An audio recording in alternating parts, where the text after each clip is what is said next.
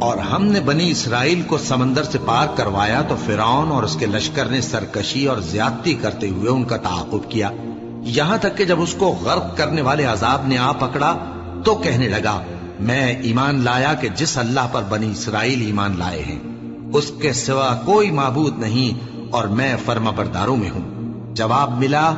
کہ اب ایمان لاتا ہے، حالانکہ تو پہلے نافرمانی کرتا رہا اور مفسد بنا رہا،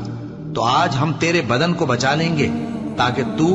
پچھلوں کے لیے عبرت ہو، اور بہت سے لوگ ہماری نشانیوں سے بے خبر ہیں۔ اور ہم نے بنی اسرائیل کو رہنے کو عمدہ جگہ دی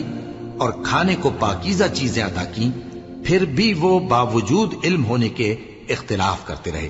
بے شک جن باتوں میں وہ اختلاف کرتے رہے تمہارا پروردگار قیامت کے دن ان میں ان باتوں کا فیصلہ کر دے گا۔ اب اگر تم کو اس کتاب کے بارے میں جو ہم نے تم پر نازل کی ہے کچھ شک ہو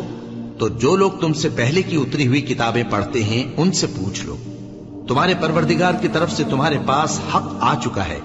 تو تم ہرگز شک کرنے والوں میں نہ ہونا، اور نہ ان لوگوں میں ہونا جو اللہ کی آیتوں کی تکذیب کرتے ہیں، نہیں تو نقصان اٹھاؤ گے۔ جن لوگوں کے بارے میں اللہ کا حکم عذاب قرار پا چکا ہے وہ ایمان نہیں لانے کے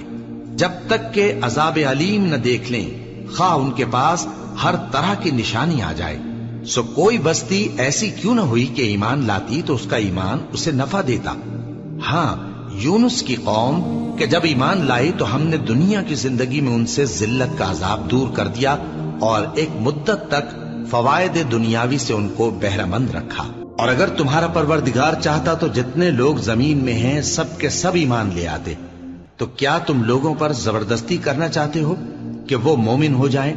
حالانکہ کسی شخص کو قدرت نہیں ہے کہ اللہ کے حکم کے بغیر ایمان لائے، اور جو لوگ بے عقل ہیں ان پر وہ کفر و ذلت کی نجاست ڈالتا ہے۔ ان کفار سے کہو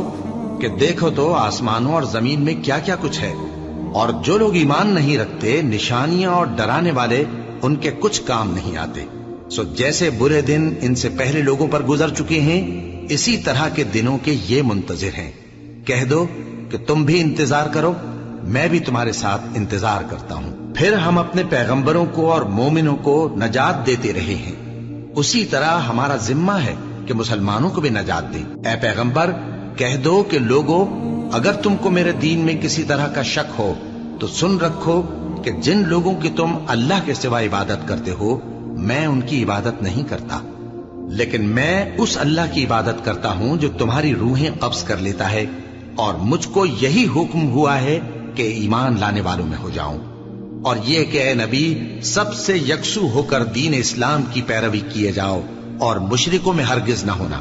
اور اللہ کو چھوڑ کر ایسی چیز کو نہ پکارنا جو نہ تمہارا کچھ بھلا کر سکے اور نہ کچھ بگاڑ سکے۔ اب اگر ایسا کرو گے تو ظالموں میں ہو جاؤ گے، اور اگر اللہ تم کو کوئی تکلیف پہنچائے تو اس کے سوا اس کا کوئی دور کرنے والا نہیں،